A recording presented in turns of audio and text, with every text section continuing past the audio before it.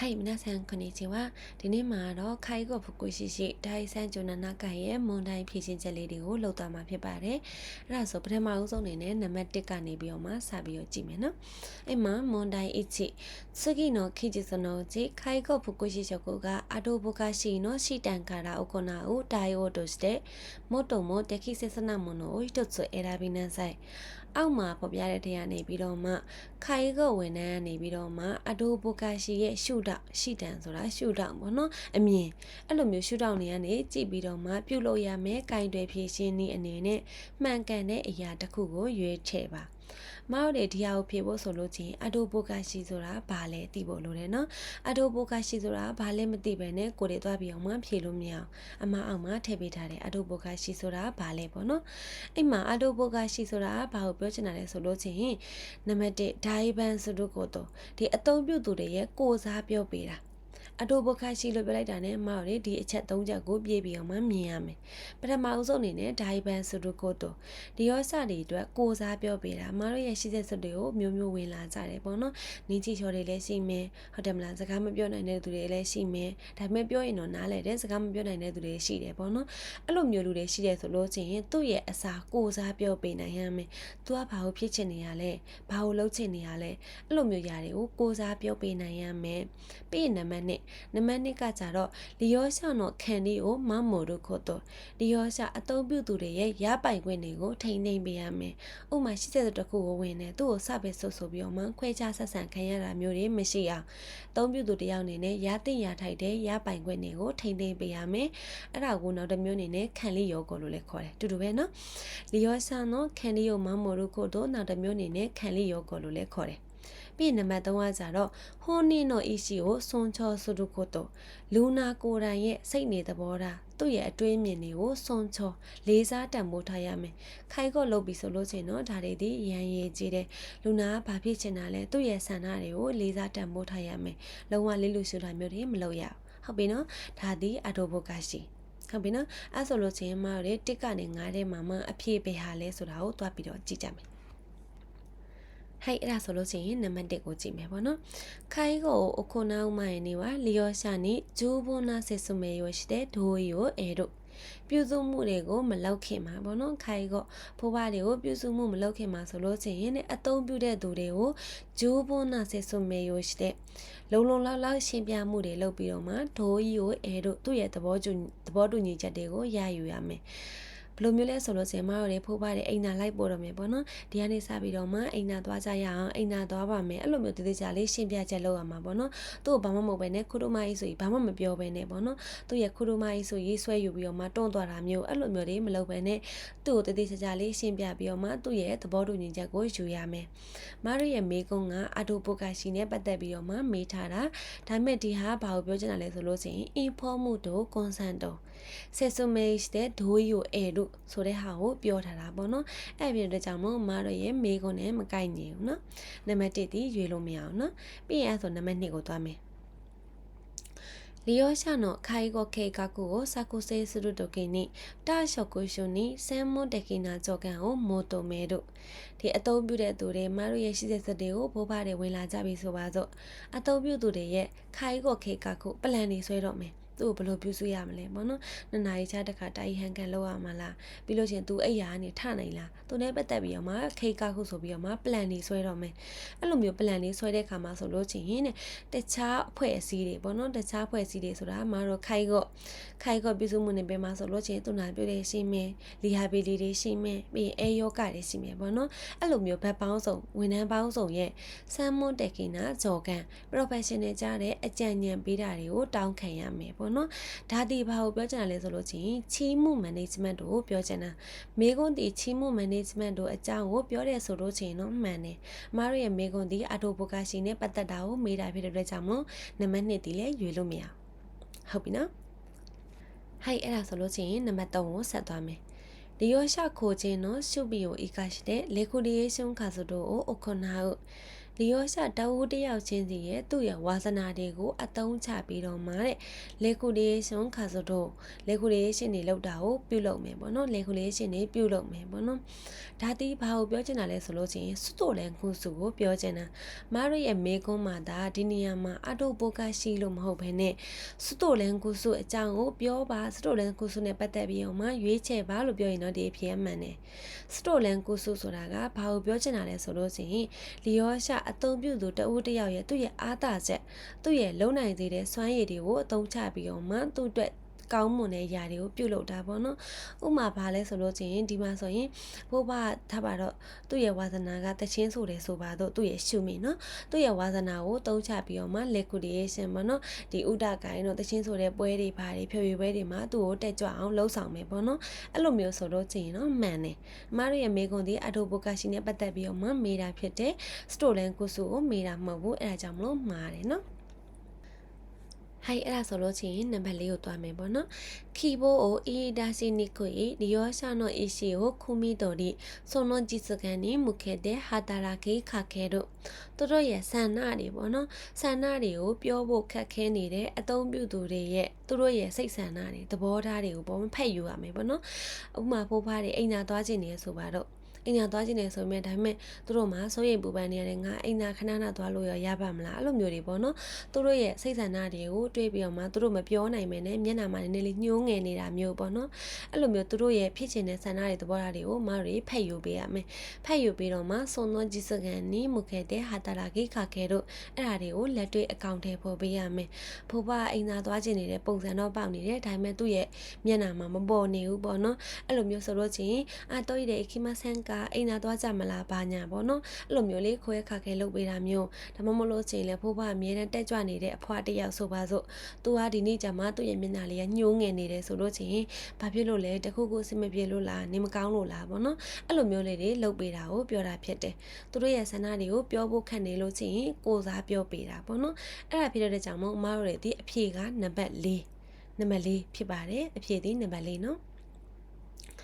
်ဟုတ်ပြီအဲ့ဆိုရင်နံပါတ်5ကိုသွားမယ်ရှီကာကုရှောကိုင်းရှာကဟိツယောတိုဆူဒူဂျောဟိုဒီယောရှိယာဆွေယောနီဆူဒူဒီမျက်စိမမြင်တဲ့သူတွေရှီကာကုရှောကိုင်းရှာပေါ့နော်မျက်စိမမြင်တဲ့သူတွေတနည်းအားပြောမယ်ဆိုလို့ချင်းအမြင်အာရုံချော်ရွေးနေတဲ့သူတွေက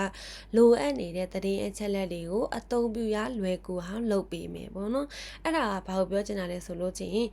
းဂျိုဟိုအခုရှိ ability ပေါ့နော်သတင်းချက်လက်တွေကိုစုဆောင်းပေးတာရသမျှသတင်းချက်လက်တွေကိုအကုန်စုဆောင်းပြီးတော့မှလျော်ရှာအသုံးပြုနိုင်အောင်လုပ်ပေးတာသတင်းချက်လက်တွေကိုစုဆောင်းပေးတာမတို့ရဲ့မေကွန်ဒီအာဒိုဘိုကာရှိနဲ့ပတ်သက်ပြီးတော့မှမေးတာဖြစ်တဲ့အတွက်ကြောင့်မို့နံပါတ်5တိလည်းရွေးလို့မရအောင်အဲ့ဒါဖြစ်တဲ့အတွက်ကြောင့်မို့ဖြေမှန်ဒီနံပါတ်4ဖြစ်ပါတယ်ရမယ်နော်ဒါဆိုလို့ချင်းနောက်တစ်ပုဒ်ဆက်သွားပါမယ်အဲ့ဆိုလို့ချင်းနံပါတ်2ကိုသွားမယ်ပေါ့နော်အေးဆန်ဟာဂျီဂျိုဆန်ဆိုင်ဂျော်စီယောခိုင်ကိုဆန်ဝမ်နိုခိုဆိုကုနိုခိုအီရှောတဲ့ဟီတာရီခတာမဟီကအာဒီခိုင်ကိုလိုချင်းဘကုရှိဆဲဆိုတဲ့စိတ်ကဆော့ချ်တဲ့တို့အသက်83နှစ်အရွယ်မိန်းကလေးပေါ့နော်ယောဂါကြီးကိုဆန်းလိုအပ်နေတဲ့အေးဆန်ဆိုလို့ချင်းသူ့မှာကြတော့နိုခိုးဆိုကုအုံနောက်သွေးကြောပိတ်တာရဲ့နောက်ဆက်တွဲယောဂပေါ့နော်ခိုးအီရှောဆိုတာကြတော့နောက်ဆက်တွဲယောဂအနေနဲ့သူ့မှာကြတော့ဘယ်ဘက်တစ်ချမ်းလေဖြတ်နေတယ်အဲ့မှာသူကဘယ်မှာနေထိုင်နေလဲဆိုလို့ချင်းခိုင်ကောလောချင်းဘကုရှိရှိဆိုမရရဲ့ရိတ်တာတွေမှာဝင်ပြီးတော့မှနေထိုင်နေတယ်ခါဆိုကုကာရာတကီရုခိုတိုဝါဂျီဘွန်တဲ့အခုနာတဲ့ဟိုရှိတိုခီဘောကာဒီအေးဆန်ဝါဂျီရှိစကာရာစကုတိုမတဲ့ခရိုမိုင်ဆိုတဲ့ဂျီဆိုဆူဒုခိုတိုနိကာတိုရှတေတို့သူ့ရဲ့မိသားစုရဲ့ဆန္ဒကဘာလဲဆိုလို့ချင်းသူ့လုံးနိုင်တာကိုတော့သူ့ဘာသူလှုပ်စေခြင်းနဲ့ဆိုပြီးတော့မှဆန္ဒရှိနေတယ်ဟုတ်တယ်နော်ဘယ်လိုမျိုးပြရလဲဆိုလို့ချင်းမတို့ရဲ့ရှိတဲ့ဆိုကိုဖိုးဘွားတွေဝင်လာတယ်ဆိုပါစို့အဖိုးဘွားကသူ့အားသူတော့ထမင်းစားနိုင်တယ်ဒါပေမဲ့ထမင်းစားတာနေတယ်ပေါ့နော်အဲ့လိုမျိုးနေလို့ဆိုပြီးတော့မှအမတို့ခိုင်ကောဝန်ထမ်းတွေကနေပြီးတော့မှအရင်ခွန့်ကြွေးတာမျိုးတွေမလုပ်ဘဲနဲ့သူ့လုံးနိုင်တာလေးကိုတော့သူ့ဘာသူလှုပ်စေခြင်းတယ်ပေါ့နော်အဲ့ဒါကသူ့ရဲ့မိသားစုရဲ့ဆန္ဒအဲ့မှာအေးဆန်ကလည်းဘာလုပ်နေလဲဆိုလို့ချင်းသူ့ရဲ့အခန်းជីရှိဆိုတာသူ့ရဲ့အိတ်ခမ်းပေါ့နော်သူ့ရဲ့အိတ်ခမ်းကနေပြီးတော့မှထမင်းစားဆောင်တွေကိုခရူမိုင်းဆိုလေးနဲ့သူ့ဘာဆိုတွန်းပြီးတော့မှသွားတယ်ပေါ့နော်အရှုကန်မိုင်ကတာခိုင်ကောဖုကုရှိယောဆေရှိတဲ့ဆိုတော့ဂါကုဆေကအေးဆန်တော့ဖလောဝါတဲ့ဂျစ်ရှုကိုခိုင်ရှိတာ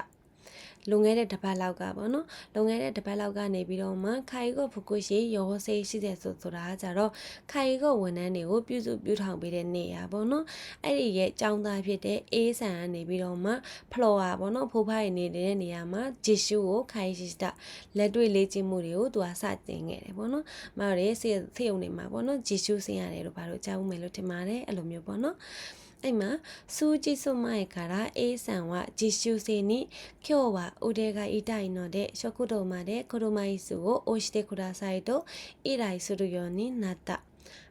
အဲ့မှာလွန်ခဲ့တဲ့ရက်အနည်းငယ်လောက်ကနေပြီးတော့မှတဲ့ဒီအေးဆန်ပေါ့နော်အဖွားအေးဆန်ဆိုလို့ချင်းဂျီရှုဆေးလေးပေါ့နော်ဂျီရှုဆေးလေးကိုဘာတောင်းဆိုလဲဆိုလို့ချင်းတဲ့သူ့ရဲ့ဒီနေ့ကတော့ငါလက်မောင်းနာနေတယ်ပေါ့နော်လက်မောင်းနာနေတဲ့အတွက်ကြောင့်မလို့ထမင်းစားဆောင်တီကိုခရုမိုက်စုကိုအိုရှိတဲ့ခူဒါဆိုင်ထမင်းစားဆောင်တီကိုခရုမိုက်စုလေးကိုတွန်းပေးပါဆိုပြီးတော့မှသူကတောင်းဆိုလိုက်တယ်ပုံမှန်ဆိုလို့ရှိရင်တော့သူ့ဘာသူသွားတယ်ပေါ့နော်ဒါပေမဲ့အခုတလောပိုင်းမှာသူကဒီလက်မောင်းနာနေတဲ့အတွက်ကြောင့်မလို့ငါ့ကိုတွန်းပေးပါဆိုပြီးတော့မှတောင်းဆိုလာခဲ့တယ်ပေါ့နော်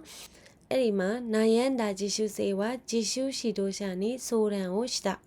အဲ့ဒီမှာ तू ကတွေ့ဝေသွားတယ်ပေါ့နော်တွေ့ဝေသားတယ်သူ့မိသားစုရဲ့ဆန္ဒကလည်းသူ့ဘာသူတွန်းခိုင်းတယ်ပေါ့နော် तू လုံးနေတာကိုတော့သူ့ဘာသူလှုပ်စေခြင်းတယ်ဒါပေမဲ့ဒီအဖွားကလည်း तू မလုံးနိုင်ဘူးဆိုပြီးတော့မှသူ့ကိုတောင်းဆိုနေအဲ့ဒီမှာ तू ဘာလုပ်ရမှန်းမသိတော့ဘူးပေါ့နော်အဲ့လိုမျိုးမသိတော့တဲ့ဂျီရှုစေလေးကနေပြီးတော့မှတဲ့သူ့ကိုလမ်းညွန်ပြသတဲ့သူပေါ့နော်သူတို့ရဲ့ခေါင်းဆောင်ကိုတွားပြီးတော့မှဆွေးနွေးလိုက်တယ်ပေါ့နော်今ジェシュセに対するジェシュ指導者の最初の助言として最も適切なものを一つ選びなさい。အဲ့ဒီမှာခေါင်းဆောင်ကနေပြီးတော့မှဂျီရှုဆေးလေးကိုပြောမဲ့ပထမဦးဆုံးစကားအကြံဉာဏ်ပေးစကားအနေနဲ့မှန်ကန်တဲ့အရာတစ်ခုကိုရွေးချယ်ပါပေါ့နော်နံပါတ်1ကိုကြည့်မယ်အေးဆန်の腕は痛くないので気にしないでくださいအေးဆန်ကသူကလက်မောင်းမနာဘူးပေါ့နော်လက်မောင်းမနာရဲ့အတွက်ကြောင့်မလို့စိတ်ထဲမထားနဲ့အဲ့လိုပြောလို့မရအောင်နော်မတော်တွေဒီဘိုးဖွားတွေပြောတဲ့စကားသူတို့ရဲ့စိတ်ခံစားချက်တွေကိုစွန်ကန်စွန်ချောလောက်ရမယ်နော်ဒါဆိုလို့ရှိရင်လုံးဝကိုလေးလူရှူတာမျိုးဖြစ်သွားပြီနော်အဲ့ဒါပြောတဲ့ကြောင့်မို့နံပါတ်1ကလည်းရွေလို့မရအောင်နော်နံပါတ်2ဒိုနိုယောနာတိုခီမိုအေးဆန်ကြည်ရှင်တဲ့အိုကိုနာတဲ့မိုရာဥခိုတိုကဟီဆွယောဒက်ဘလို့အချိန်မှာပဲဖြစ်ဖြစ်ပေါ့နော်အေးဆန်သူ့ဘာသူလုံးနိုင်အောင်လှုပ်ဖို့ကအရေးကြီးတယ်ပေါ့နော်အေးဆန်သူ့ဘာသူလှုပ်ဖို့လိုအပ်တယ်ဘလို့ချိန်မှာဖြစ်ဖြစ်သူ့ဘာသူချော်လဲနေရင်ပဲဖြစ်ဖြစ်ပေါ့နော်မသွားနိုင်ဘူးဆိုရင်တောင်မှသူ့ဘာသူလှုပ်ခိုင်းရမယ်ပေါ့နော်အဲ့လိုမျိုးတွေလှုပ်လို့မရအောင်အမားတို့ဒီဂျိုးနန်းနာတိုင်ကိုလိုက်ရောညှိထွေတဲ့ကင်တွေဖြည့်ရှင်းမှုတွေကိုလှုပ်ပေးရမယ်ပိုးပွားတွေရဲ့ဆန္ဒတွေကိုလေးစားရမယ်သူတို့ရဲ့အခြေအနေတွေကိုကြည်ရမယ်သူတကယ်နားနေရလားနားနေရဆိုလို့ရှိရင်မားတို့တွေကူညီပေးရမယ်ပေါ့နော်သူတို့ရဲ့နေထိုင်မှုဘဝမှာအခက်အခဲမရှိအောင်ပြုစုပေးရမှာဒီမားတို့ရဲ့တာဝန်ဖြစ်တယ်အဓိကဒီဂျိုးနန်းနာတိုင်ကိုပေါ့နော်လိုက်ရောညှိထွေတဲ့ကင်တွေဖြည့်ရှင်းမှုတွေကိုလှုပ်ပေးရမယ်ပေါ့နော်နံပါတ်2ဒီလဲမှာတယ်နံပါတ်3ကိုခါဆိုကုခါရာဂျီဘွန်တဲ့အိုကိုနာဥယောနီအီဝါတဲ့အီမတ်ပေါ့နော်သူမိသားစုကနေပြီးတော့မှသူလုံးနိုင်တာသူကသူလုံးရမယ်ဆိုပြီးတော့မှပြောထားတယ်ပေါ့နော်ဒါကလည်းအေးဆန်ရဲ့သဘောထားကိုလုံးဝလေးလူရှုပြီးတော့မှမိသားစုကိုပဲအလေးပေးတဲ့ပုံစံမျိုးရောက်တယ်ပေါ့နော်မောက်တွေတစ်ဖက်သက်ကြီးဘယ်နေရာမှလုံးလို့မရဘူးပိုဖားတွေရဲ့ပြီးလို့ရှိရင်လီယောရှာတွေရဲ့သူ့ရဲ့မိသားစုတွေရဲ့တခုခုပြဿနာတက်နေတယ်ဆိုရင်တော့မှမောက်တွေဒီဂျားနေပေးရမယ်နော်ဒါဆိုလို့ရှိရင်လုံးဝသူ့မိသားစုရဲ့ဆန္ဒကိုပဲဦးစားပေးတဲ့ပုံစံမျိုးဖြစ်တဲ့အတွက်ကြောင့်မို့မော်တွေတစ်ဖက်သက်ဆန်လို့မရဘူးအဲ့ဒါဖြစ်တဲ့ကြောင့်မို့နံပါတ်3လဲမှားတယ်နော်နံပါတ်4それは自立につながらないので車椅子を押さないでくださいအဲ့ဒါဆိုလို့ချင်းနဲ့ဂျီလီဆိုသူကိုယ်တိုင်လောက်တာသူကိုယ်တိုင်ကြိုက်တယ်ဖြည့်ရှင်းတာနဲ့မကိုက်ညီဘူးပေါ့နော်ဂျီလီဆိုမဟုတ်တာဖြစ်တဲ့အတွက်ကြောင့်မလို့သူ့ရဲ့ခရိုမိုက်စုကိုမတွန်းပေးနဲ့ပေါ့နော်မတော်တွေဒီဂျီလီဆိုဆိုတာကဘာကိုပြောချင်တာလဲဆိုလို့ချင်းသူမလို့နိုင်တာကြီးကိုသူ့ဘာသာသူမူလီယာလေးမဖြစ်မနေကိုလောက်ရတာမျိုးမဟုတ်ဘဲနဲ့တစ်ဖက်လူပတ်ဝန်းကျင်ရဲ့အကူအညီတွေကိုယူပြီးတော့မှသူကိုယ်တိုင်သူ့ရဲ့ဆုံးဖြတ်ချက်နဲ့သူ့ရဲ့နေထိုင်မှုပါကိုနေနိုင်ဖို့လုပ်ပေးတာဒီဂျီလီဆိုဖြစ်တယ်ပေါ့နော်ဒီမှာပြောထားတာကကြတော့တစ်ဖက်လူရဲ့အကူအညီကိုလုံးဝမယူဘူးပေါ့နော်ဂျီလီဆိုဆိုတာကတစ်ဖက်လူရဲ့အကူအညီကိုလုံးဝမယူတဲ့ပုံစံမျိုးနဲ့သူပြောထားတာဖြစ်တဲ့ကြောင့်မို့မှာတော့မှားတယ်နော်ဂျီလီဆိုဆိုတာကကြတော့ပတ်ဝန်းကျင်ရဲ့အကူအညီကိုလည်းယူမယ်သူ့ဘာသူ့ရဲ့ဆုံးဖြတ်ချက်နဲ့နေနိုင်အောင်လုပ်ပေးရမယ်ပေါ့နော်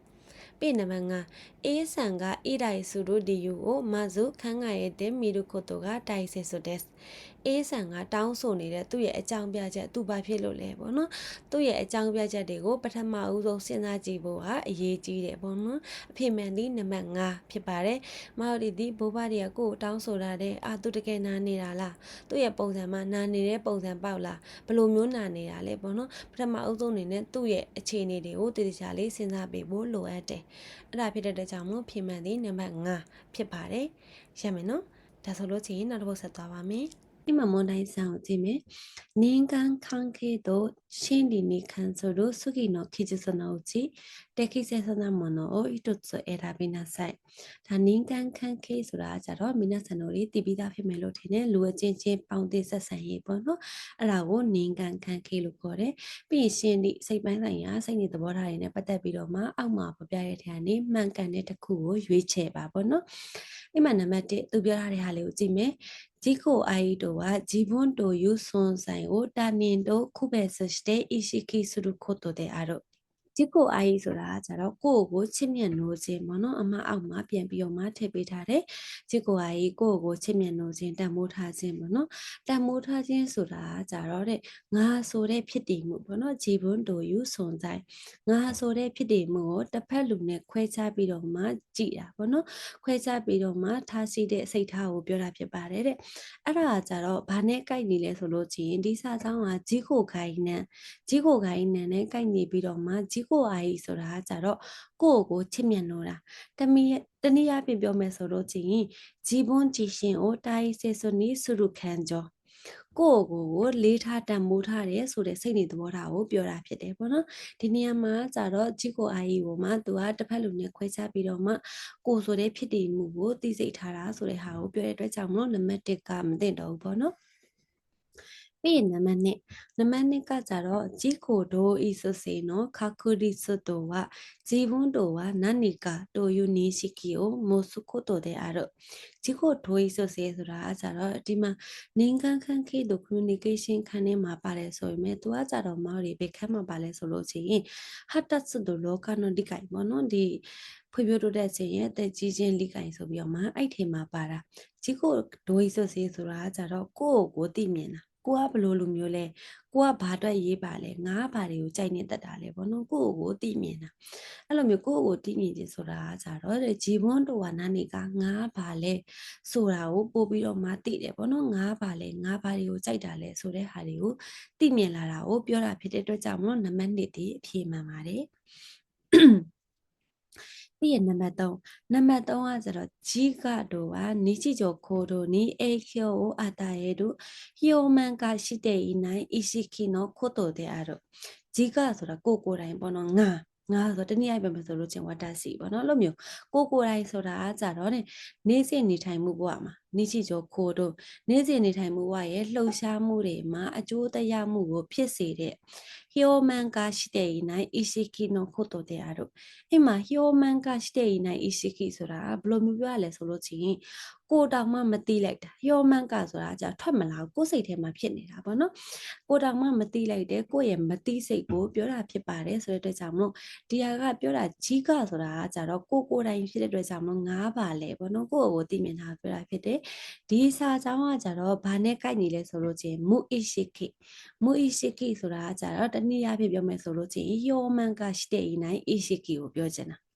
အဲ့မှာမူဣရှိခိပေါ့နော်မဆာလေးနဲ့ရေးပေးမယ်အဲ့မှာမူဣရှိခိအမမွေးရှိခိပေါ့နော်တနည်းအားဖြင့်ပြောမယ်ဆိုလို့ချင်းဟျောမန်ကရှိတဲ့အနိုင်ခုတော့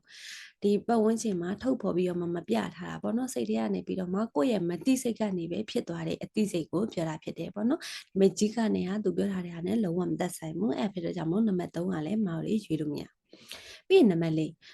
ကကြတော့自己書く知道はコミュニケーションにおいて自分について話すことである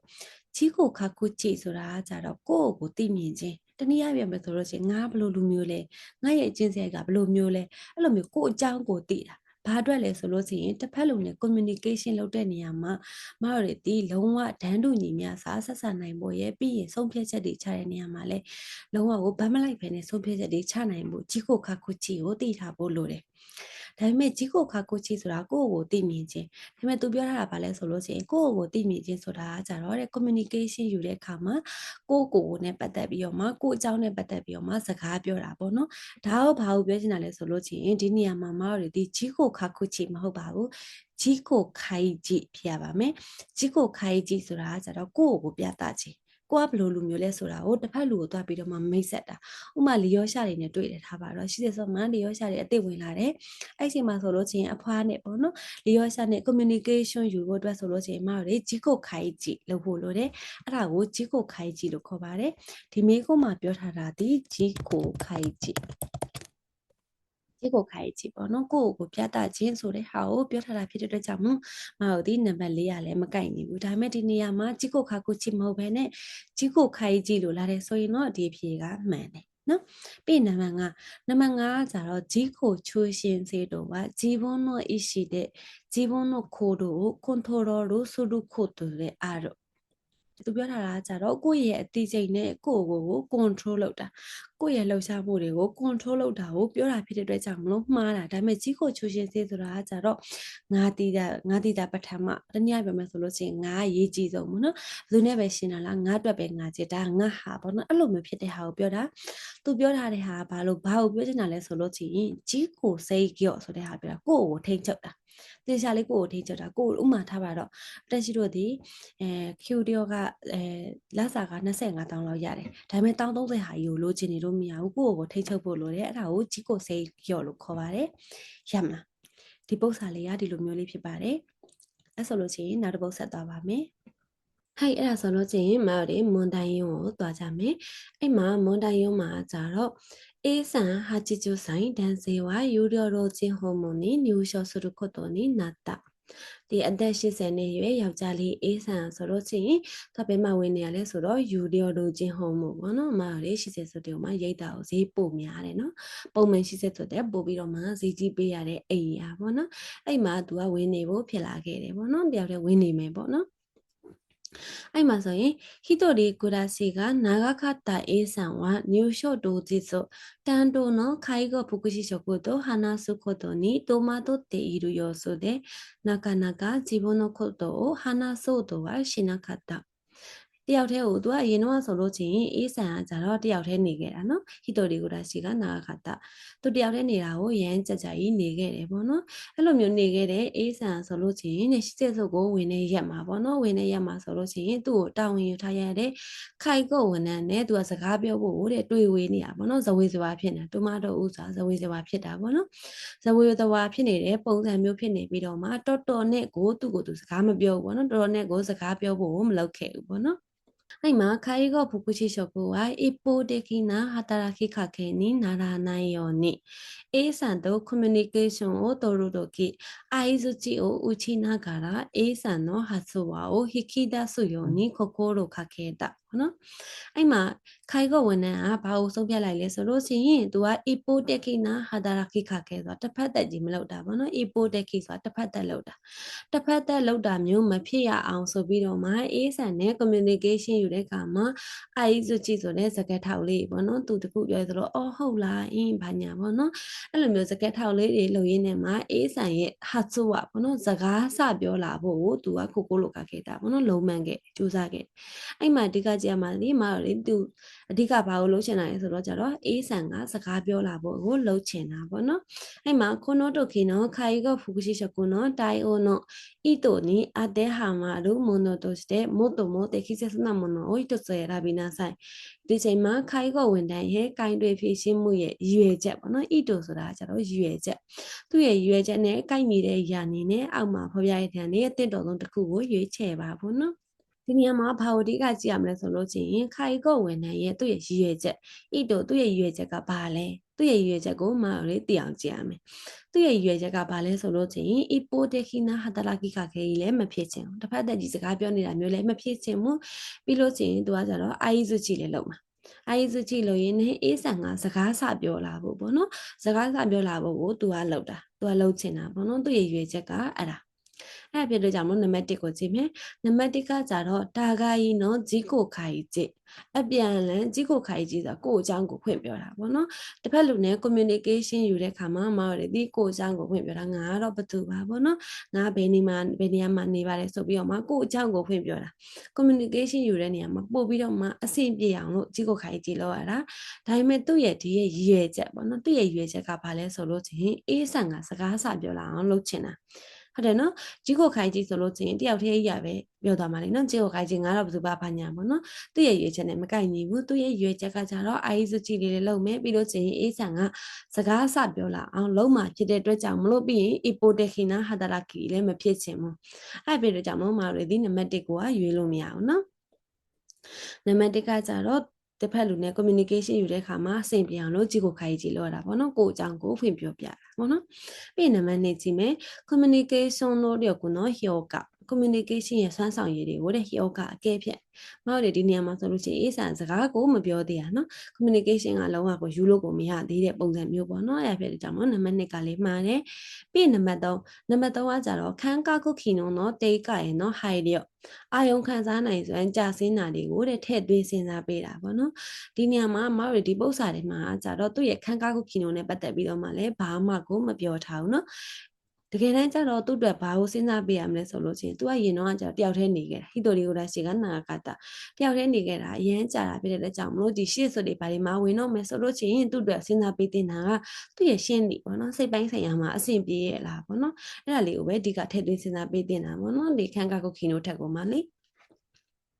ေပြီးရင်နေကြည့်ခင်နော်ခိုင်စံသိမြင်နိုင်စွာနေပြန်လဲကောင်းမွန်လာဖို့ပေါ့နော်အမတို့ရဲ့ဒီမှာရွေချက်သူ့ရဲ့ရွေချက်ဒီသူစကားဆက်ပြောလာဖို့ပေါ့နော်အဲ့ဒါပြတဲ့ကြောင့်မို့နံပါတ်4ကလည်းမတို့ရွေလို့မရဘူးပြီးနံပါတ်5ဆိုဟိုခိုးနော်ယာလီတို့လေးအပြန့်အလန်စကားပြောတဲ့ပုံစံပေါ့နော်ဒီဟာကအဖြေမှန်ကနံပါတ်5ဖြစ်ပါတယ်ဟုတ်တယ်နော်သူ့ရဲ့ရွေချက်ကလည်းအပြန့်အလန်စကားပြောတဲ့ပုံစံမျိုးဖြစ်ရမယ်တစ်ဖက်သက်ကြီးလည်းစကားပြောတာမျိုးလည်းမဖြစ်ချင်ဘူးပြီးရင်သူကအာရီဆိုချီလေးလည်းလုပ်မယ်ပြီးရင်စကားဆက်ပြောလာပေါ့နော်အဲ့ဒါဖြစ်တဲ့ကြောင့်မို့ဆိုဟိုခိုနော်ယာလီတော်လေးအပြန်အလှန်စကားပြောတာကဒါအဖြေမှန်ပါတယ်အဲ့ဒီအတွက်ကြောင့်မို့ဖြေမှန်ကနံပါတ်5ရမယ်နော်ဟုတ်ပြီအဲ့ဒါဆိုရင်မာရဲနံပါတ်5ပေါ့နော်မွန်တိုင်ကောမှာဆိုလို့ချင်းスギの技術のうち介護福祉職のキャリアパスに関するものとして最も適切なものを一つ選びなさいပေါ့နော်အောက်မှာဖော်ပြထားတဲ့တရားနေမှာ介護ဝန်ထမ်းရဲ့ career pass ဆိုတာကျတော့တိုးတက်မှုလမ်းစဉ်ပေါ့တိုးတက်မှုလမ်းကြောင်းနဲ့ပတ်သက်ပြီးတော့မှအောက်မှာဖော်ပြတဲ့တရားနေအသင့်တော်ဆုံးတစ်ခုကိုရွေးချယ်ပါပေါ့နော်ဒီနေရာမှာမင်းဆန်တို့ဖြည်းဖြည်းချင်းစဉ်းစားတရားရှိတယ် career pass တိုးတက်မှုလမ်းစဉ်ဆိုတာဘာလဲပေါ့နော်ခိုင်ကောဝန်ထမ်းတယောက်အနေနဲ့ဘာတွေကတိုးတက်ဖို့လိုတယ်မတို့တွေပုံမှန်ဆိုလို့ချင်းရင်တော့ဒီခိုင်ကောဖူကူရှိတွေမင်းဆန်တို့အောင်သွားပြီးထားပါတော့အဲ့ဆိုလို့ချင်းခိုင်ကောဖူကူရှိတွေဖြစ်သွားပြီအဲ့လိုမျိုးဖြစ်သွားပြီဆိုလို့ချင်းခိုင်ကောဖူကူရှိတယောက်အနေနဲ့တည်တည်တည်ကြတဲ့အရေးချင်းတွေတွေ့ကြုံတွေလိုအပ်တယ်လေဟုတ်တယ်မလားညစတော့ရင်တော့ကျတော့ရိုးရိုးခိုင်ကောဝန်ထမ်းလေးပဲခိုင်ကောဝန်ထမ်းဆိုတဲ့အတွက်ကြောင့်မလို့ခိုင်ကောနဲ့ပတ်သက်ပြီးတော့မှအခြေခံလောက်တော့သိရမယ်ဒါပေမဲ့ဖူကူရှိဖြစ်သွားရင်တော့ခိုင်ကောနဲ့တည်တင်တည်ထိုက်တဲ့အရာတွေလည်းရှိရမယ်အတွေ့အကြုံတွေလည်းရှိရမယ်ပေါ့နော်အဲ့ဒါကို career path လို့ခေါ်တယ်အဲ့ဆိုလို့ချင်းမတဲ့နံပါတ်1ကိုကြည့်ကြည့်မယ်နော်အဲ့မှာခိုင်ကိုခေကကိုစာကုစေစရုတို့ကိနော်ပွိုင်းတို့မေကခုနိစရုခိုင်ကိုခေကကိုစာခေပလန်ပြောနော်ခေပလန်ကိုပြုတ်လုပ်တဲ့အခါမှာဆိုလို့ချင်းသူရဲ့ point ပေါ့နော်ရေးကြည့်တဲ့ point တွေကိုတဲ့မေကခုနိစရုရှင်းလင်းသိအောင်လုပ်မယ်ပေါ့နော်အဲ့မှာပုံမှန်ဆိုလို့ရှိရင်တော့ခိုင်ကိုခေကကိုဘာဆွဲလဲဆိုလို့ချင်းမရတဲ့ဒီခေမန်နေဂျာဆွဲတယ်ဒါပေမဲ့ခိုင်ကိုဝန်ထမ်းတွေလည်းတစ်စိတ်တစ်ပိုင်းနေတယ်တော့ကိုညီလို့ရတယ်ဒါပေမဲ့ဒီဟာကအဖြေကနံပါတ်1ကဘာလို့ရွေးလို့မရရလဲဆိုလို့ချင်းမတို့ဒီ career path တိုးတက်မှုလမ်းစဉ်ခိုင်ကောဝန်ထမ်းတယောက်ရဲ့တိုးတက်မှုလမ်းစဉ်မတို့ခိုင်ကောခေကကူလေးဆွဲတာကြတော့ခိုင်ကောရှိချက်ဆိုတွေကိုလုံးဝင်နေဆိုပါစို့လုံးဝင်နေဆိုရင်တော့ဒါဒီလုပ်ငန်းတစ်ခုအနေနဲ့လုပ်ကိုလုပ်ရမှာပေါ့နော် career path ဆိုတာကြတော့ခိုင်ကောဝန်ထမ်းတယောက်အနေနဲ့ရှိသည့်ရတဲ့ပညာရေးရှင်းနေပေါ့နော်လေးလာတာတွေခန်းရှုတွေသွားတာတွေပေါ့နော်အဲ့လိုမျိုးတွေကိုပြောတာတနည်းအားဖြင့်ဆိုလို့ချင်းမင်းသားဆန်တော်နားလည်လွယ်အောင်ပြောမယ်ဆိုလို့ချင်းဥမာအမှုစုပ်ကိုခံလုပ်တယ်ဆိုပါစို့ဒါအရန်အယိုးရှင်ဆုံးဥပမာပေးရနော်အမှုစုပ်ကိုခံလုပ်တယ်ဆိုတော့အဲ့အမှုစုပ်ကိုခံကြီးဟောမတို့ဒီ career path အတွက်လုပ်တယ်ဆိုရင်ရောရလားမရဘူးလေနော်မတို့ဒီအမှုစုပ်ကိုခံတည်လေအလုပ်ရဲ့တစ်စိတ်တစ်ပိုင်းတစ်စိတ်သားဖြစ်တယ်ဟုတ်တယ်နော်ခိုင်ကအလုပ်ကိုလုပ်တယ်ဆိုမှတော့အမှုစုပ်ကိုခံကလည်းလုပ်ကိုလုပ်ရမယ်ဒါဒီကိုယ့်ရဲ့တိုးတက်မှုလမ်းစဉ်တွေလုပ်နေရမှာအလုပ်တစ်ခုတွေလုပ်နေတာဟုတ်တယ်နော်အဲ့ဖြစ်ရကြမှာနံပါတ်1ဒီမှာလေရွေးလို့မရဘူး career path နဲ့မကင်ဘူးနော် ပြီးရင်နံပါတ်2ခိုင်ကောဖူကူချီရှကုနော်ကျော်မှုမာနီဝါတို့ကိုတိုင်ကဆူတို့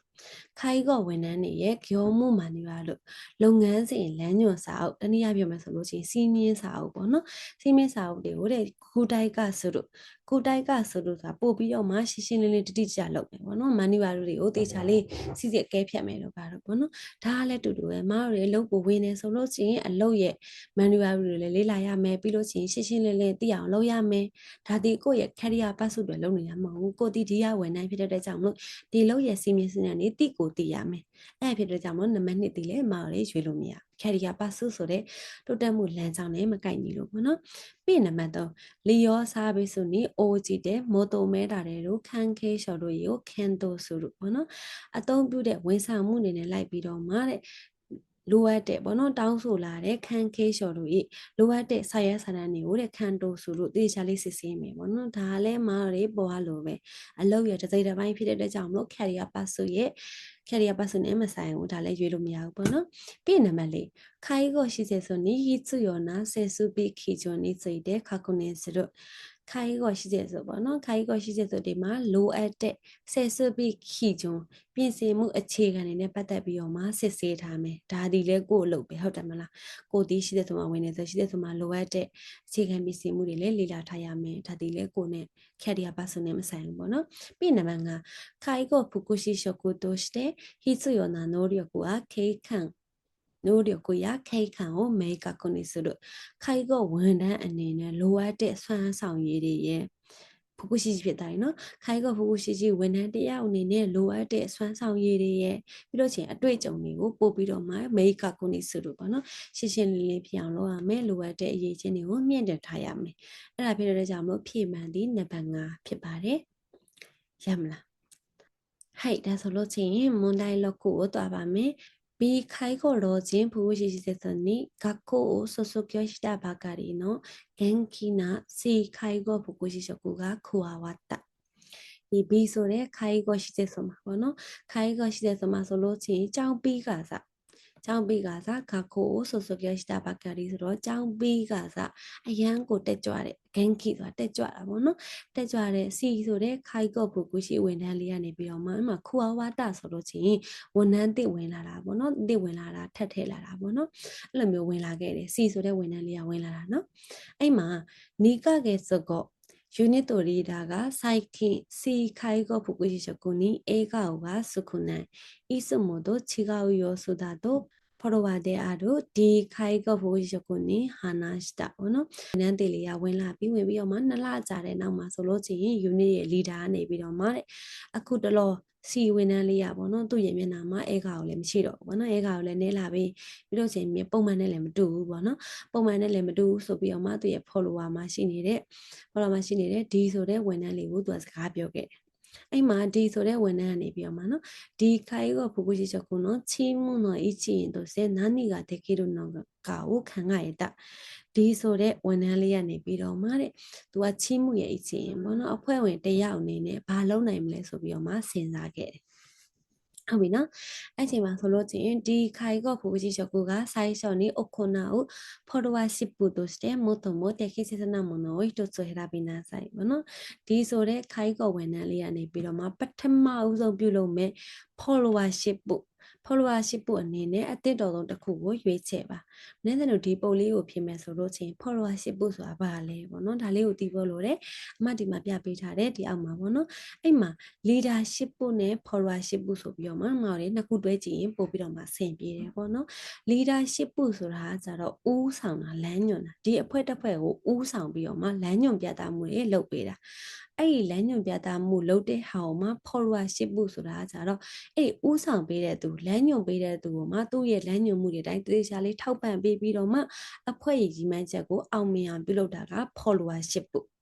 ဟုတ်တယ်နော်အဲ့မှာဆိုလို့ရှိရင်လည်းပြောထားတဲ့ unit to leader ဒီ leadership ကိုတိုင်းလုပ်တယ်ပေါ့နော်သူကကြဒီလိုမျိုးဖြစ်နေတယ်ဆိုပြီးတော့မှသူ့ရဲ့ follower ဖြစ်တဲ့ဒီလေးကိုပြောလိုက်တယ်အဲ့မှာဒီကနေပြီးတော့မှငါ့ကိုဒီအဖွဲ့ဝင်တယောက်အနေနဲ့ပေါ့နော်ငါဘာလုပ်ပေးနိုင်မလဲ followership ပေါ့နော် leader ကိုပံ့ပိုးပေးရအနေနဲ့ဘာလုပ်ပေးနိုင်မလဲဆိုပြီးတော့မှသူကစဉ်းစားနေရပေါ့နော်အဲ့ဒါအနေနဲ့တစ်တော်တော့တစ်ခုကိုမအောင်လေးရွေးခိုင်းတာ အဲ့မှာနံပါတ်1ကြည့်မယ်နံပါတ်1ကကြတော့စီခိုင်ကိုဖကူရှိကိုနီတိုက်တဲ့ဂန်ကီကိုဒါဆူယောနီဟာခဲမဆူစီဆိုတဲ့ခိုင်ကိုဝန်ထမ်းလေးကိုမှာပေါ့နော်ဂန်ကီကိုဒါဆူယောနီဟာခဲမဆူနေတဲ့ကြနေပါပေါ့နော်ကြကြမမအဲ့ကောင်တွေထုတ်ပါအောင်ဘာညာပေါ့နော်အဲ့လိုမျိုးလုပ်ပြီးတော့မှအားပေးနေတာကြကြမမနေပါဘာညာဆိုပြီးတော့မှတော့အားပေးတာမဟုတ်ရဒီပု္ပ္ပစာကနံပါတ်1ကဘာလို့ရွေးလို့မရလဲဆိုလို့ချင်းသူဒီမရတွေတစ်ဖက်လူရဲ့စကားကိုအရင်ဆုံးနားထောင်ပေးရမယ်။သူကဘာကြောင့်မလို့အဲကောက်ကိုမရှိရလဲ။သူ့ရဲ့အကြောင်းရင်းတွေကိုနားထောင်ပေးရမယ်။ဥမာထားပါစို့သူ့မှာသူ့မိဘနေမကောင်းလို့သူ့မိဘဆေးရုံတက်နေရလို့အဲ့လိုမျိုးဆိုလို့ချင်းသူ့မှာအဲကောက်ကိုမရှိဘူးပေါ့နော်။အဲ့လိုဆိုလို့ချင်းဟုတ်တယ်နော်ဘလို့နေမတွေအဲကောက်ကိုထုတ်ပေးလို့မရ။အဲကောက်ကိုလည်းလုပ်လို့မရဟုတ်နော်။ပြုံးလည်းမပြုံးနိုင်ကိုမိဘနေမကောင်းတော့လေ။အဲ့လိုမျိုးမဟုတ်ဘဲနဲ့ထပ်ပါတော့သူ့မိဘနေမကောင်းတာရောတွားပြီးမှနေရလဲပြမှုရှိရင်နေစမ်းမှာပဲတွားပြောလို့ရပါမလား။မရဘူးလေနော်အဲ့ဒါပြတဲ့ကြောင့်မောင်တွေဒီနံပါတ်1ကရွေးလို့မရပထမဦးဆုံးနဲ့သူ့ရဲ့စကားကိုနားထောင်အောင်မယ်သူဘလို့ဖြစ်နေရလဲအဆင်ပြေရဲ့လားပေါ့နော်အဲ့ဒါကိုနားထောင်အောင်မှာဖြစ်တဲ့အတွက်ကြောင့်မို့နံပါတ်1ကမှားတယ်ပေါ့နော်ပြီးရင်နံပါတ်2 unit leader ကခိနီနာတေအီလို့ခေါ်တော့ခူဟာရှိကုခိကု unit leader နေပြီးတော့မှသူ့စိတ်ထဲထည့်နေတာပေါ့နော်အော်ဒီ B ဆိုတဲ့ရှိတဲ့ဆိုမှာပေါ့နော် C ဝန်ထမ်းလေးကအသက်ဝင်လာတယ်ရင်တော့တက်ကြွဖြစ်နေပြီမဲ့ခုတလောသူမှအဲကောင်မရှိဘူးဆိုပြီးတော့မှသူ့စိတ်ထဲမှာရောက်အဲ့ဒါကိုမှသူကဘယ်သူ့ကိုပြောဒီဆိုတဲ့ဝန်ထမ်းလေးကိုတွားပြောတာအဲ့ဖြစ်တဲ့ကြောင့်လို့ဒီဆိုတဲ့ဝန်ထမ်းလေးကနေပြီးတော့မှလီဒါကိုထောက်ပံ့ပေးဖို့ဆိုလို့ချင်းလီဒါကနေပြီးတော့မှသူစိတ်ထင်နေတဲ့အရာကိုခုအရှိကုခိကုပေါ့နော်အေးဆန်လေးကိုစီဆန်လေးကိုတွားပြီးတော့မှအဆင်ပြေရဲ့လားဘာဖြစ်လို့လဲပေါ့နော်ခုတလောသိပြီးရတဲ့ကြောင့်မရှိလို့ဘာညာပေါ့နော်အဲ့လိုမျိုးလေးဒီခိကုဆိုတဲ့စကားလုံးလေးကြောင့်မောင်ရီဒီမှန်တယ်နံပါတ်2ဒီအဖြေမှန်ပါနံပါတ်3စီခိုင်ကိုဖကူရှိချက်ကိုနော်ကြောကျော် unit တော့နိုင်နော်ဟိုကနော် member ကိုစုမရကနေကျော်ယူဆိုတော့စီဆိုတဲ့ဝန်ထမ်းလေးရဲ့အခြေအနေကိုတဲ့ unit တော့နိုင်ဒီ unit ထဲမှာရှိနေတဲ့တခြား member တွေကိုတဲ့မြင်မြန်ဆန်ဆန်သွားပြီးတော့မှ share တင်သွားလုပ်မယ်မဟုတ်ရသည်လူတယောက်မှာသူ့ရဲ့ privacy တွေရှိပါတယ်ပြောပြချင်တဲ့ privacy တွေရှိတယ်လို့မပြောပြချင်တဲ့ privacy တွေရှိပါတယ်အဲ့ဒါဖြစ်တဲ့ကြောင့်မလို့အဲ့လိုမျိုးသွားပြီးတော့မှတွားပြီးတော့မလုပ်လို့မရဘူးပေါ့နော် privacy ဟိုကအရင်ရေးကြည့်ပါတယ်အဲ့ဒါကြောင့်မို့နံပါတ်3ကလည်းရွေးလို့မရဘူးပေါ့နော်ပြီးနံပါတ်4ရှိချက်စွချောနီတိုင်းတဲ့နာနီကရှိချီကိုဒါဆိုယောနီအိုနေကကြီးဆိုတော့ရှိချက်စွချောတွားပြီးတော့မှတခုခုပေါ့နော်ရှိချီအမိတ်ထုတ်ပြန်မှုအတွက်တောင်းဆိုလိုက်ရင်ပေါ့နော်အဲ့နင်းမိတ်ထုတ်လိုက်ပေါ့နော်စီဆန်ကိုမရမကအဲကောကိုထုတ်ပါဘာညာပေါ့နော်အဲ့လိုမျိုးလုပ်လို့မရအောင်နော်ပို့ပြီးတော့မှဆိုသွားနိုင်တယ်ပြီးနံပါတ်5စီခိုင်ကောဘကိုရှိကိုနေတိုင်းတဲ့ခိုင်ကြောဟိုနီစိတဲ့အိုရှီရဲ့တို့စီဆိုတဲ့ခိုင်ကောဝန်ထမ်းလေးကိုလိုက်ပြီးတော့မှတဲ့ခိုင်ကြောဟိုကုညီတဲ့နီးလန်းနေနဲ့ပတ်သက်ပြီးတော့မှတင်ပေးမယ်တော်ဒီထဲမှာပြောတာသူကုညီမှုတွေပေါ့နော်ဒီအဖိုးဖားတွေကိုကုညီတာတွေမလုံနိုင်လို့ဆိုတဲ့စကားတွေလည်းတလုံးမှမပါဘူးနော်အဲ့ပြီးတော့ကြောင့်မို့နံပါတ်5တီလည်းရွေးလို့မရဘူးအဲ့မှာဖြေမှန်ကနံပါတ်2ဖြစ်ပါတယ်ရမလားဒါဆိုလို့ချင်းမွန်တိုင်းနန်းနာကိုကြည်ပါမယ်။ရှာကိုင်ဖုကုရှိဟိုနီမိုတိုဇုကုရှာကိုင်ဖုကုရှိဟိုချင်းနီခန်စရုစုကိနောခိချစနောချီတခိစစနာမနောအိုတဇအေရာဘီနာဆိုင်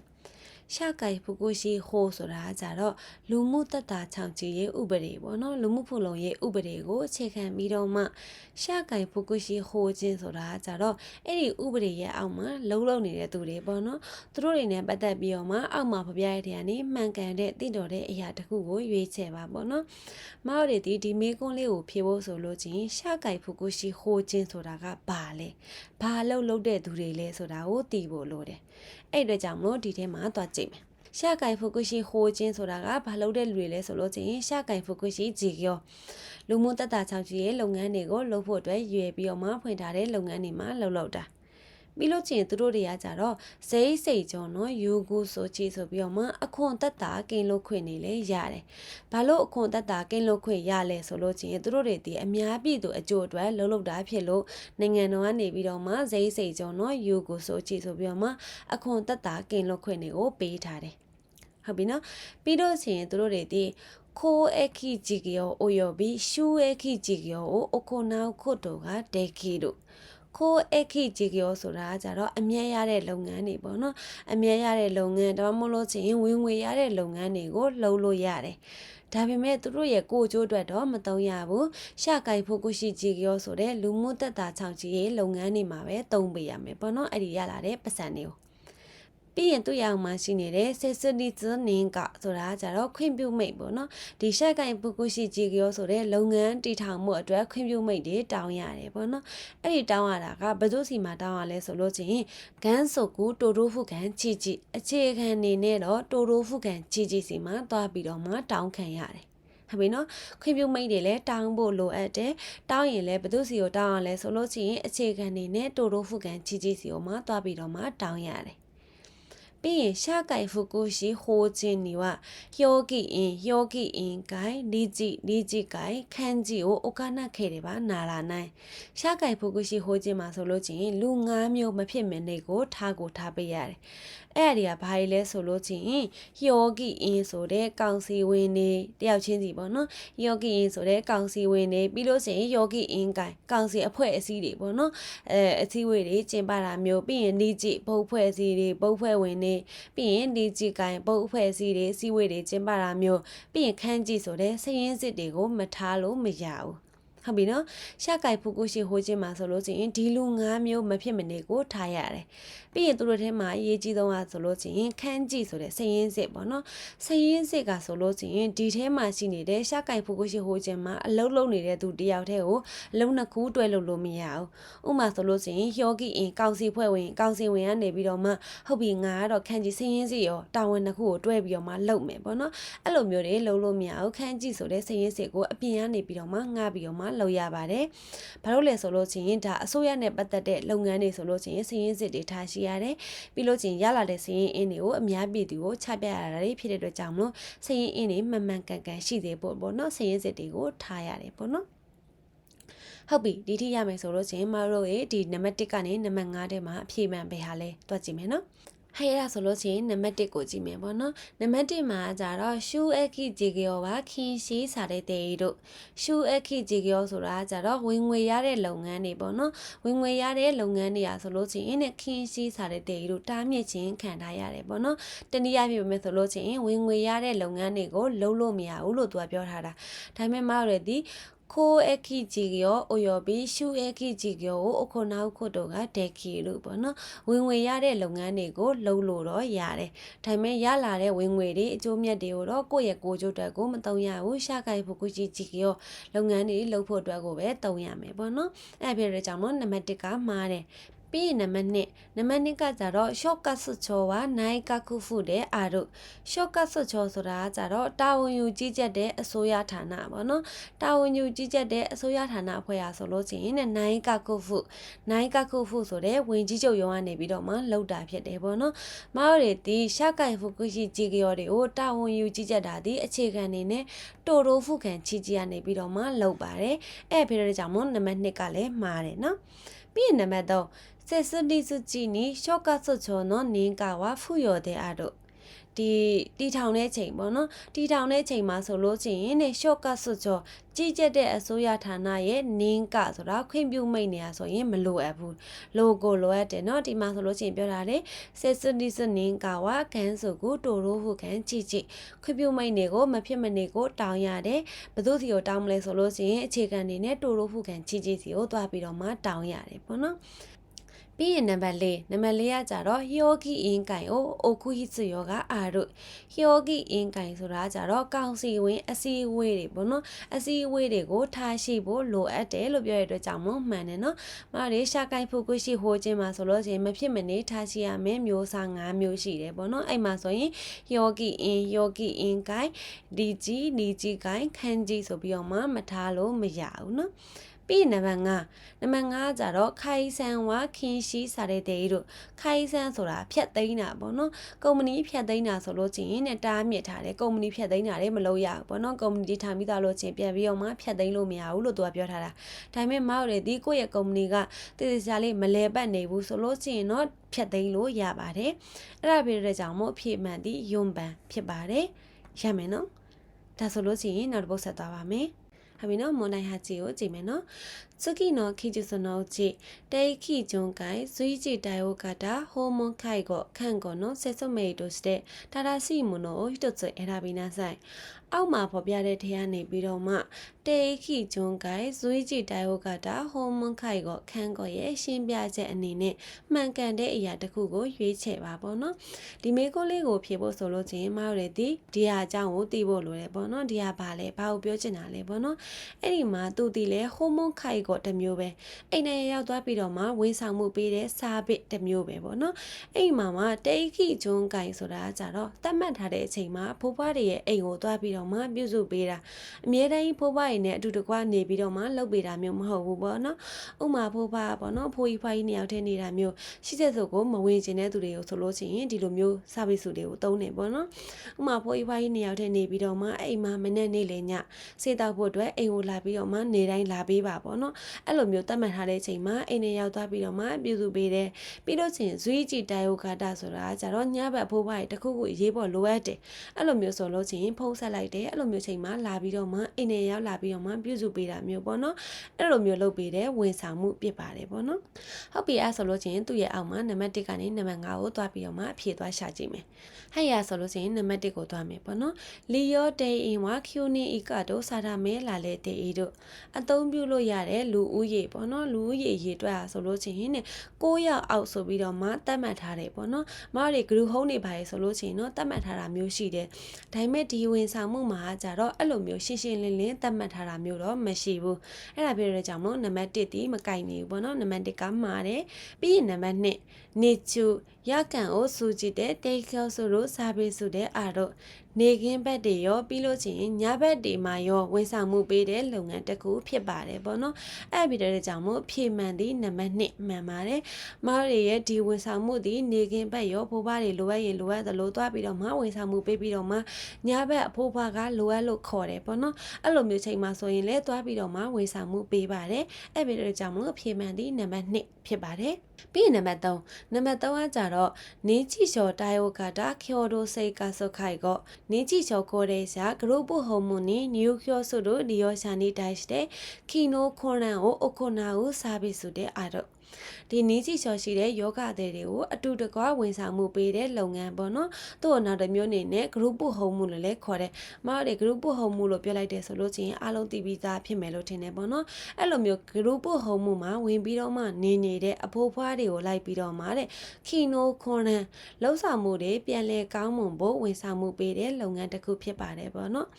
သူဒီနင်းချီစော်တိုင်ယိုဂါတာကျိုဒိုစေကာဆိုခိုက်ကိုအကြောင်းကိုသူကရှင်းပြထားတာအဲ့ဒီမှာအဲ့ရှိတဲ့ဆို group ဟုံးမှုတွေကိုဝင်လိုက်ပြီးဆိုလို့ချင်းအဖိုးဖွားတွေရဲ့တနေ့တာမှာလိုအပ်တဲ့အရာတွေအကုန်လုံးကိုလုပ်ပေးတယ်အဲ့ဒီထဲမှာဆိုလို့ချင်းခီနိုခွန်ထဲမှာပါပြီးသားဖြစ်တယ်ဖိုးဖွားတွေရဲ့ထမင်းစားတာရေတောက်တာရေချိုးတာပေါ့နော်စသဖြင့်စတာတွေအကုန်လုံးကိုလုပ်ပေးပါတယ် group ဟုံးမှုမှာကြတော့အဲ့လိုမျိုးလုပ်ပေးတာဖြစ်တဲ့အတွက်ကြောင့်မလို့ခီနိုခွန်ရန်အတက်ဆိုပြီးတော့မှတကူတကကြီးတခြားဝန်ဆောင်မှုကိုငားနေစရာမျိုးမလိုဘူးပေါ့နော်အဲ့ဒါဖြစ်တဲ့အတွက်ကြောင့်မို့နံပါတ်3ဒီလဲမှားတယ်ပြီးရင်နံပါတ်4ခါယောဤတိုမာဒီခန်းကောနော်ဆန်းရှုတွေနော်ခုမရဝါဆယ်နီယောတို့စာပစ်စုတဲ့အတော့တေခိဂျွန်ကိုင်ဒီစာပစ်စုမှာဆိုလို့ချင်းအဲ့ဒီ3မျိုးလုံးကိုဝန်ဆောင်မှုမပေးပါဘူးသူဒီဘာကြောင့်ကိုရှင်းပြထားလဲဆိုလို့ချင်းရှော့ခိဘိုဒါခီနိုဂတာခော့တာခုခိုင်ကောပေါ့နော်အဲ့ဒီစာပစ်စုမှာဆိုလို့ချင်းမရတဲ့ဝန်ဆောင်မှု3မျိုးလုံးပေါ့နော်ခါယောဤတိုမာဒီခန်းကောဆိုတဲ့3မျိုးလုံးကိုအတူတကွဝန်ဆောင်မှုပေးပါတယ်အတူတကွဝန်ဆောင်မှုပေးတဲ့စာပစ်စုဒီရှော့ခိဘိုဒါခီနိုကတာကျော့တာခုခိုက်ကောပဲရှိပါတယ်အဲ့ဒီလိုကြောင့်မော်ရည်ဒီမေးထားတဲ့မေးခွန်းနဲ့မကိုက်နေဘူးပေါ့နော်ပြီးရင်နံပါတ်5ကြတော့တိုရိုဖုခန်ကဂျီယောရှာနော်ရှိတဲ့ရှိတို့ခန်းတို့ကိုအခုနာဦးစာပြီးဆိုတဲ့အားတို့တိုရိုဖုခန်ကနေပြီးတော့မှဂျီယောရှာဆိုတာလုပ်ငန်းရှင်တွေကိုရှိတဲ့တတ်မှတ်ချက်တွေပြီးရင်လမ်းညွှန်မှုတွေစောင့်ကြည့်တာတွေကိုလုပ်တဲ့စာပြီးဆိုဝန်ဆောင်မှုတစ်ခုဖြစ်ပါတယ်တဲ့တနည်းအားဖြင့်ပြောမယ်ဆိုလို့ချင်းသူကကြတော့တိုရိုဖုခန်ကနေပြီးတော့မှကြီးကြက်တယ်လို့သူကပြောချင်တာဒါပေမဲ့မားရည်ဒီတေခိဂျွန်ကိုင်ကတာဒီစာပေးစုဟာဆိုလို့ချင်းမရတဲ့ဒီတိုတိုဖုခံကလောက်တာမဟုတ်ဘူးသူ့ရဲ့ဝန်ဆောင်မှုမျိုးစားကြတော့ချီခိမီချာကုကတာစာပေးစုဖြစ်တဲ့အတွက်ကြောင့်မလို့ရှီချောဆွန်ကနေပြီးတော့မှလောက်ပါတယ်ရှီချောဆွန်ဆိုလို့ချင်းနော်မှန်တယ်သူကကြတော့တိုတိုဖုခံလို့ပြောရတဲ့ကြောင့်မလို့မှားတယ်မရတဲ့ဒီရှီချောဆွန်ကနေပြီးတော့မှလောက်တာဖြစ်တဲ့အတွက်ကြောင့်မလို့နံပါတ်5ကလည်းမတင်တော့ဘူးပေါ့နော်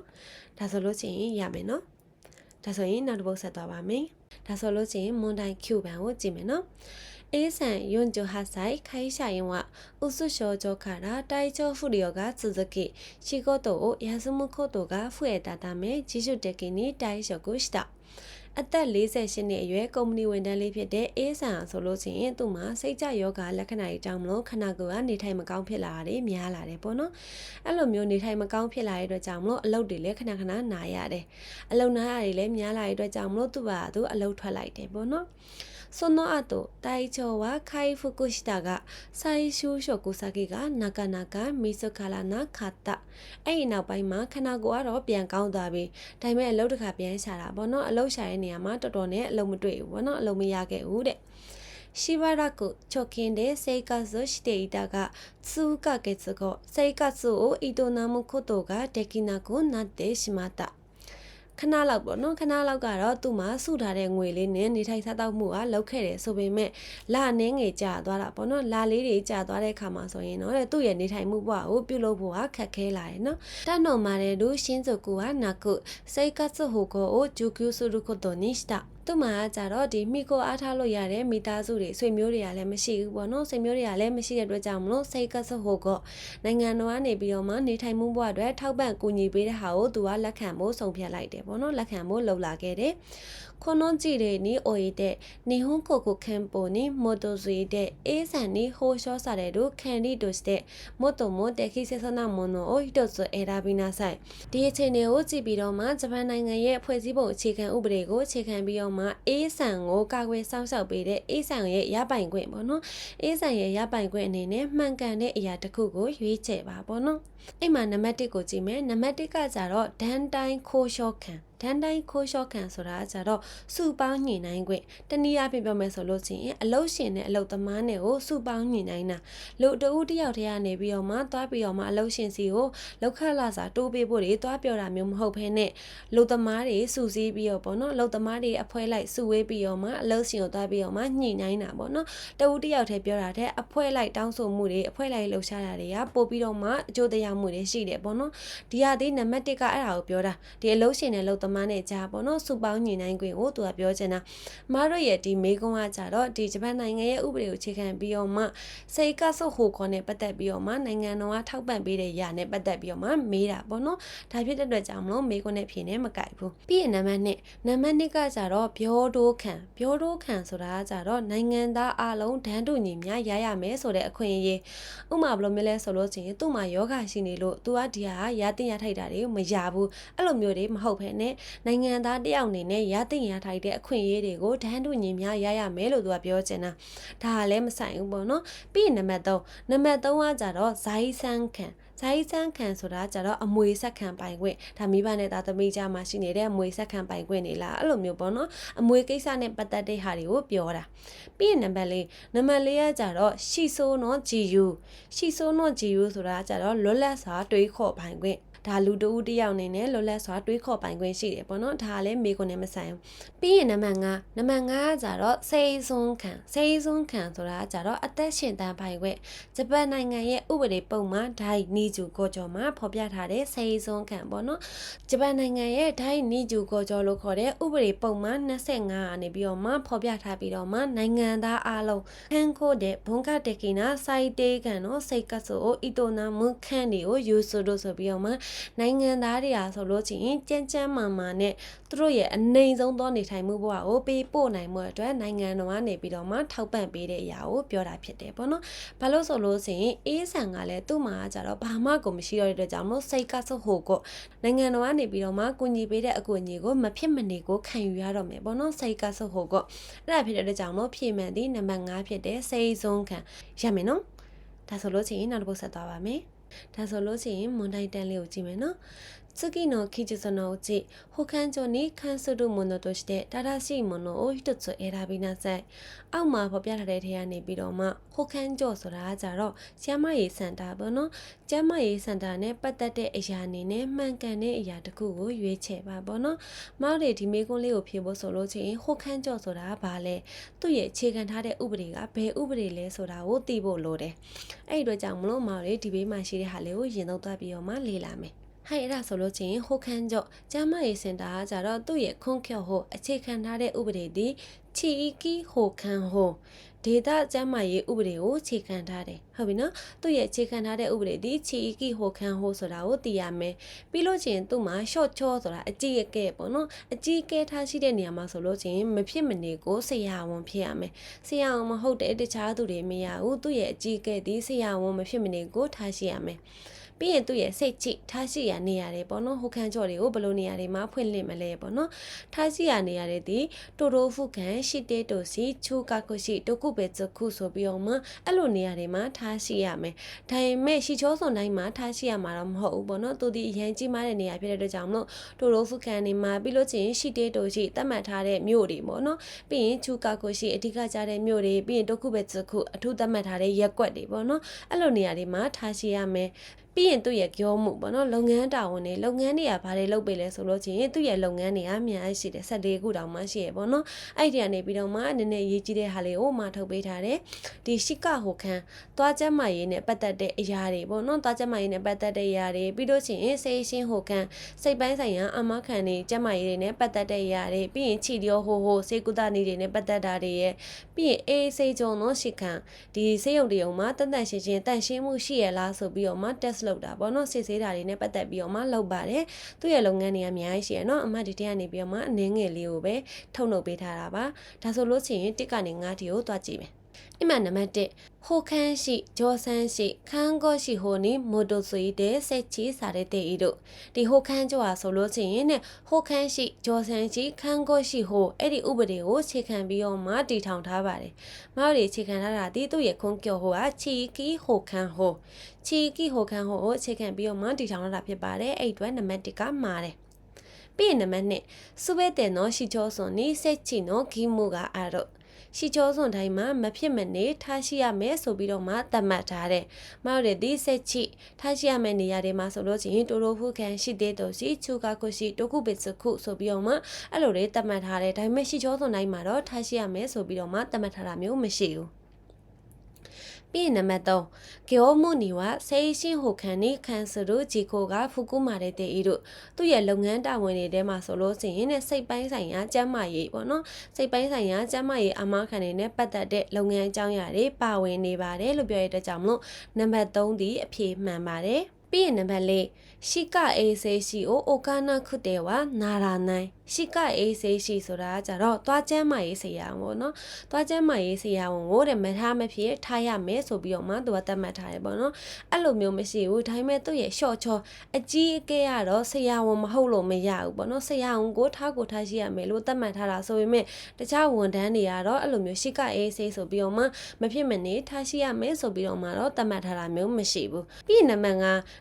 5ကြတော့ဂျီရိုနိုအီချီဂျီဟိုကိုအိုခိုနာအိုကလေးတငယ်တွေကိုတဲ့ယာယီစောင့်ရှောက်ဖို့လည်းပြုလုပ်ပါတယ်ပေါ့နော်ဒါတီဟိုခန်းကျော်ကလောက်တာမဟုတ်ဘူးပေါ့နော်ဒီဟာကိုဘယ်ရလောက်လဲဆိုလို့ချင်းဂျီရိုဖူကုရှိဟိုဆိုပြီးတော့မှကလေးတငယ်များတက်တာချောင်းချီရဲ့ဥပဒေကိုခြေခံပြီးတော့မှဂျီဒိုဆိုဒန်ကျော်ကနေပြီးတော့မှလောက်ပါတယ်မဟုတ်လေဒီဟိုခန်းကျော်ကလောက်တာမဟုတ်ဘူးပေါ့နော်အဲ့ဒါဖြစ်တဲ့ကြောင့်မလို့ဖြေမှန်ဒီနံပါတ်3ဖြစ်ပါတယ်ရမယ်နော်